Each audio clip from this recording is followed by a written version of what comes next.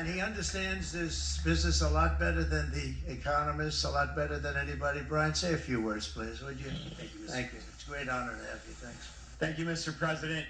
I grew up just north of Detroit, Michigan, in Macomb County, known as the home of the Reagan Democrats. My first vote for president was for Ronald Reagan. I thought that was going to be the best president I ever saw in my lifetime until Donald J. Trump came along.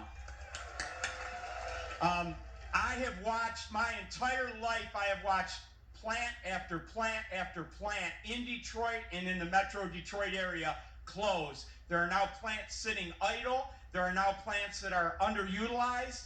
And Donald Trump's policies are going to bring product back into those underutilized plants. There's going to be new investment. There's going to be new plants built.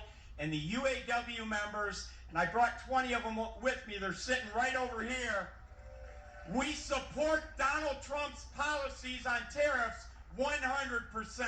So, Mr. President, we can't thank you enough. And in 6 months or a year, we're going to begin to see the benefits. I can't wait to see what's happening 3 or 4 years down the road. Thank you, Mr. President. What a great guy. He got it right from the beginning. He got it before almost anybody else. This group over there, they got it too. And, you know, we won the state of Michigan. We won almost all of them. But we won Michigan by a lot, and I want to just thank you all. The auto workers were fantastic. The Teamsters were fantastic. Everyone was pretty good, I will tell you. Thank you very much. I appreciate it. You're going to be very happy very soon, and you probably see what's happening with all of the, not only car companies, but car companies in particular. See it with all of the ones they're moving, they're announcing day in, day out. You're seeing it. Nobody's ever seen anything like that. With today's actions, we're also standing up for our great farmers and ranchers who are brutalized by nations all over the world. Brutalized.